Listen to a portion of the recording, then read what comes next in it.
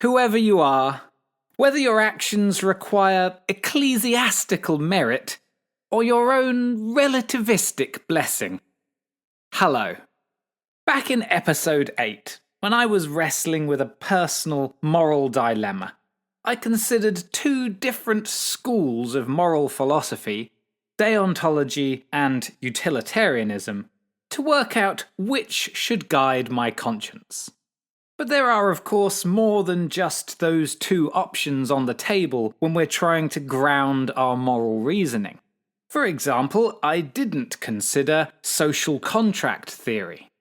In a nutshell, this says that our morals are not real things in the world. They're not discoverable or testable or written into the fabric of space itself. Instead, whenever a group of free, rational individuals get together, morality will sort of emerge through their interactions. This is because even the most self-interested of people will realize that there is more to be gained by cooperating than not cooperating. Social contract theory may sound reasonable, but it only really applies to humans, which is a bit of a shortcoming when it comes to discussing things like animal rights, as animals seem to be exempt from social contracts. But there is another option, an explanation of our moral tendencies, something that grounds our feelings of shame and guilt in more than just the whims of the individual or the judgy eyes of the village. What if morality, ethics, conscience, and justice are something that is handed down to us by God? Wouldn't that be nice?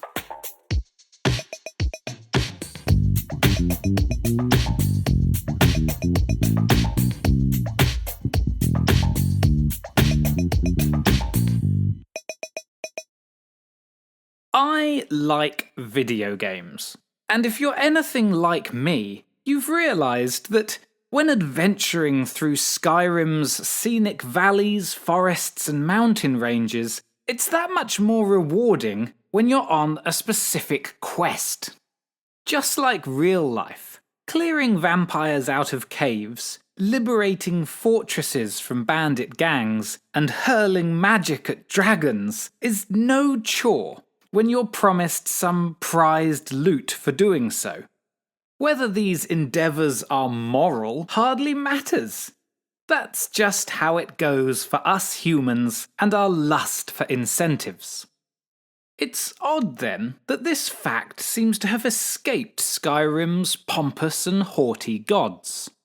The game's various divine characters assume that we meagre mortals ought to gleefully do as they command, for the simple reason that they are gods. As if that carries irresistible weight. And this got me thinking, if there really is a god, in reality, a single all-powerful entity living outside of space and time that can do absolutely anything it wants by directly manipulating the world that it created, should we do what it says? Does wielding godlike power mean that your instructions automatically deserve approval, compliance, and respect? Or might I have legitimate reason to refuse a divine command on rational or moral grounds, at least until the request's ultimate purpose can be justified to me? It seems strange that no one can disprove the existence of God. Unlike the gods of Skyrim, our God decides not to communicate with us plainly, through levitating beams of light, swirling vortexes, or gargantuan stone statues with booming ethereal voices. On the contrary, our God, if one exists, seems almost insurmountably subtle. In the face of this holy ambiguity, we're forced to use logic. Sometimes this actually helps him out. Tricky questions like, can God create a rock so heavy that he can't lift it, are actually moot because they present a logical impossibility, a paradox. Paradoxes are usually a good indication that we've not understood something very well. In this case, God being all-powerful, or omnipotent, doesn't mean he can do anything.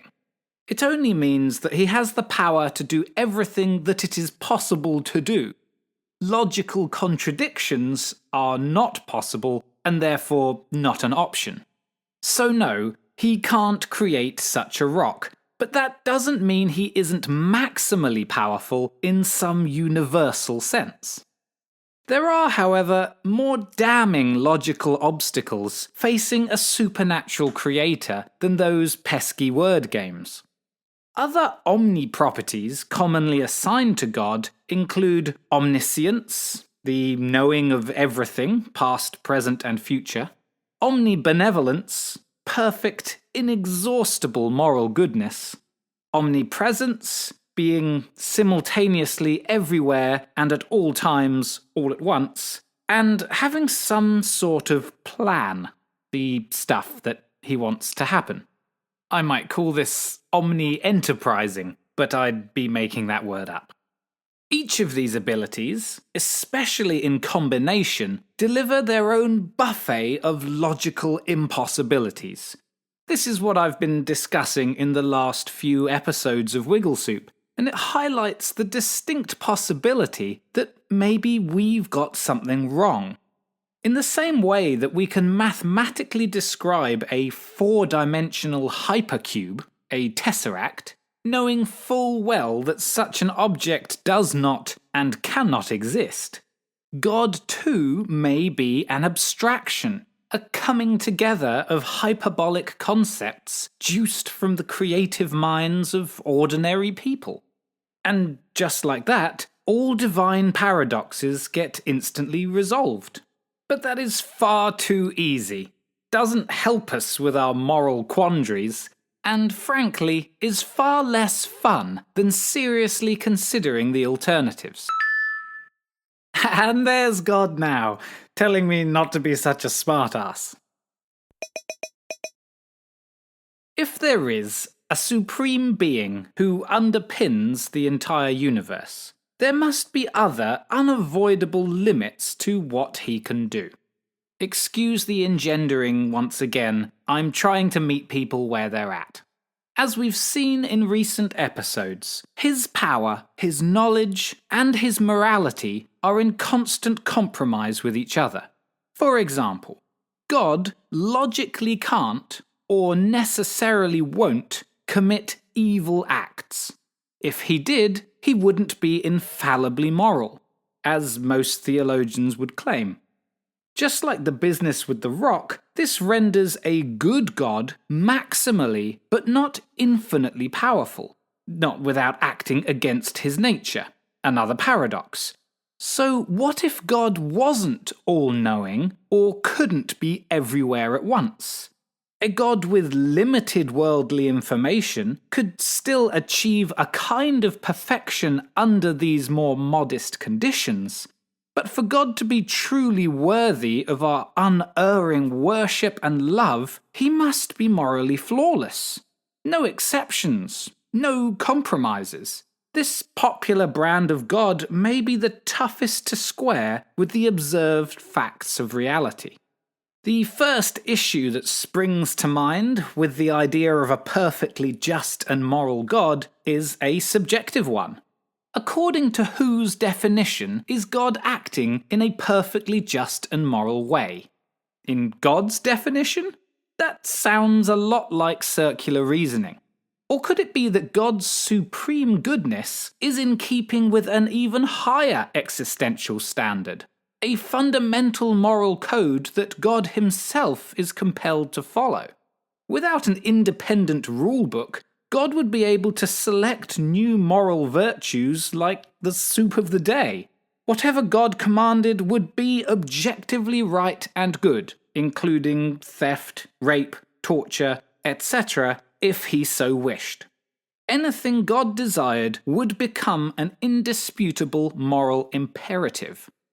This kind of self-justifying moral objectivity gives me the creeps, but that's not why I don't buy it.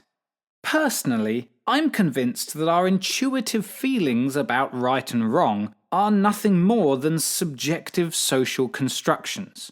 Our moral intuitions are often deeply ingrained, to be sure, but they are artificially devised and enforced by human beings following a lengthy process of sociobiological evolution. Research pouring in from evolutionary biology, cognitive psychology, ethology, and anthropology all seem to back this up.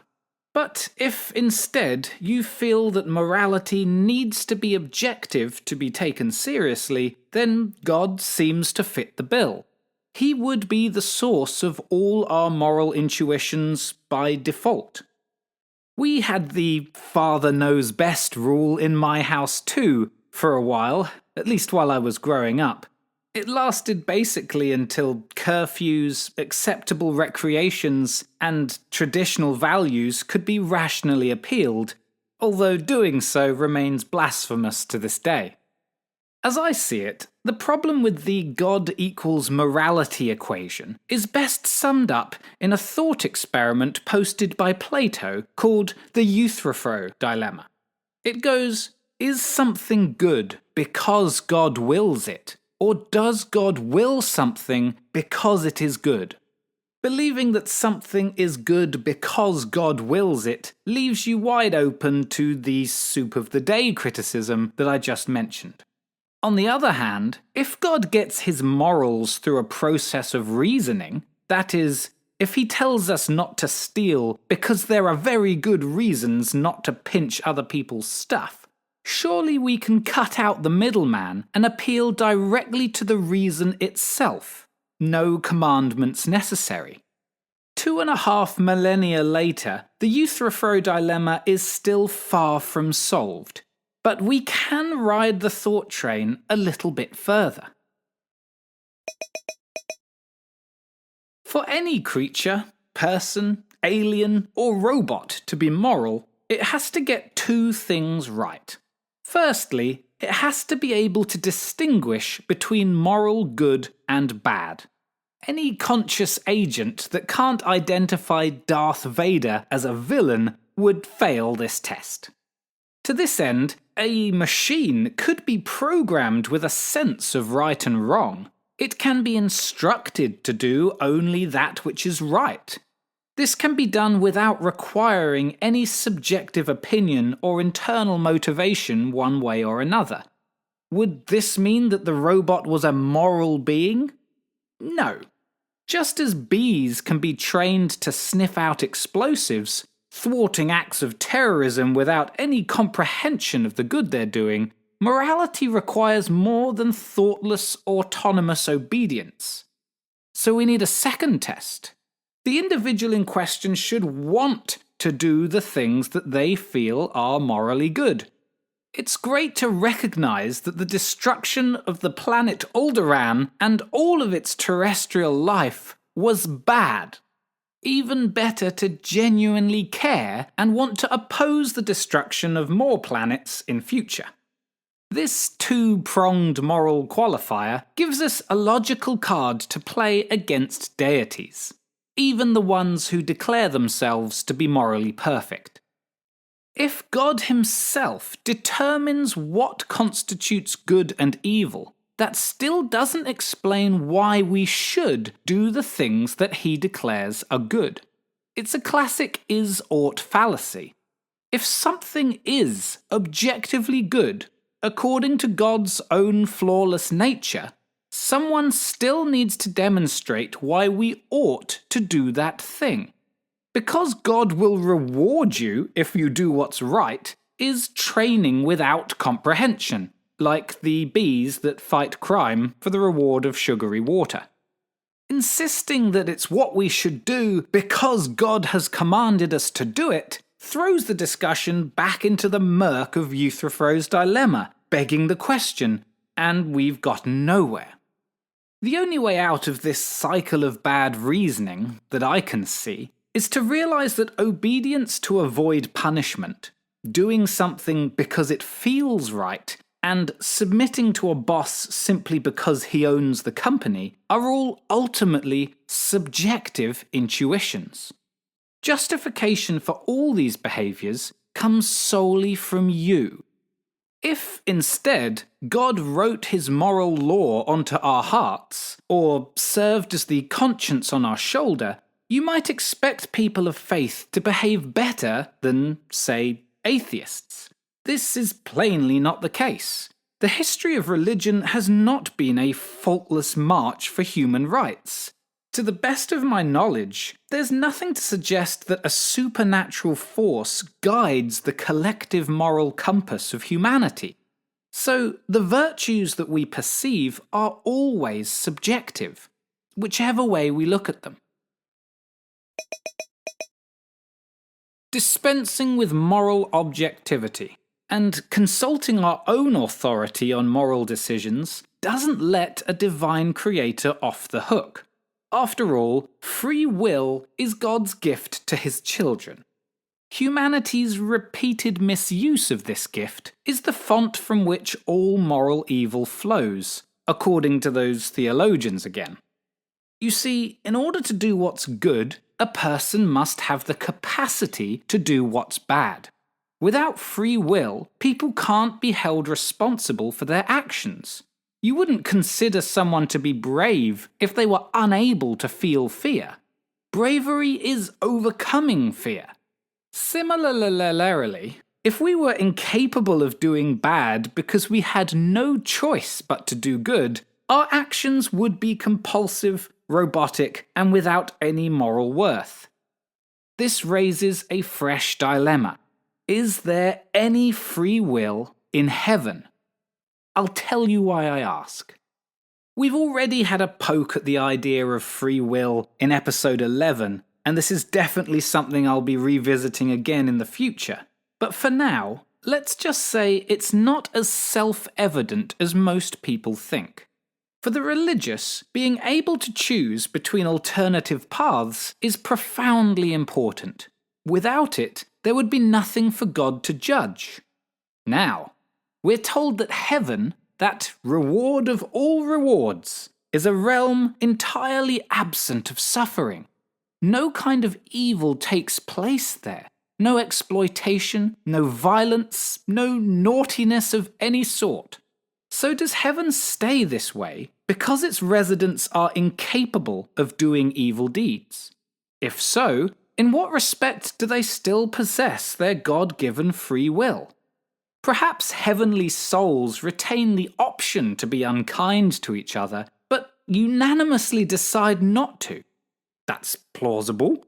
Maybe only those people are the ones who get into heaven in the first place. Although, if this is the case, surely God can just exclusively create those sort of people here on earth. If evil is inconceivable in heaven, where free will is rife, then simply explaining evil as the bad choices of humankind isn't enough to absolve God of all the misery and suffering in the world. You can't have your cake only when it suits you. To wrap things up, it's a lot easier to justify living life the way you want if you believe that there's an ultimate universal law backing you up. But is this belief defensible? Problems are bound to arise when people claim to have a personal relationship with the creator of the universe, and that this entity seconds all of their opinions. Believers rarely confess that God disagrees with them on some issue, or vice versa. Just saying people can do whatever they want as long as it doesn't affect anyone else isn't good enough. It's simply not possible to sustain a community that way. Those who think God is on their side will naturally want to change the behaviors of others based on that belief. Our actions and morals always impact the people around us. Or, as the podcaster David C. Smalley has put it, quote, "I care what you believe because you drive next to me on the freeway. And if you let Jesus take the wheel, we're both fucked." Perhaps this is why various cultures have independently converged on some very similar moral principles, like Confucius's golden rule, to do unto others, etc. We could argue that this moral intuition comes from a transcendental objective standard that we are able to channel because God made us in his image. We could say that. Or, as we seem happy to do away with logic and impose a brute fact, we could just say, compassion feels right to us. It's unashamedly subjective, but it's certainly a lot harder to disagree with. Abandoning religious moral absolutism presents a trade. Lose a little certainty to gain a model of reality that honestly reflects how we feel. Working life out for ourselves, doing what feels right to us, learning and improving as we go, has got to be more worthy than following top-down instructions blindly. Unless, of course, there is a legendary magic sword up for grabs. That changes everything.